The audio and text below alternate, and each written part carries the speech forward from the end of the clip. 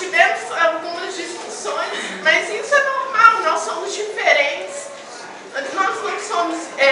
nós não pensamos iguais e sempre vai haver alguma diferença sim, desavenças. Mas o que eu queria mesmo era agradecer, porque eu amo muito vocês, eu nunca vou me esquecer dessa turma, porque foi a única que eu consegui trabalhar, ser respeitada ao mesmo tempo e ter o carinho de todos os professores aqui e alunos. Muito obrigada, gente.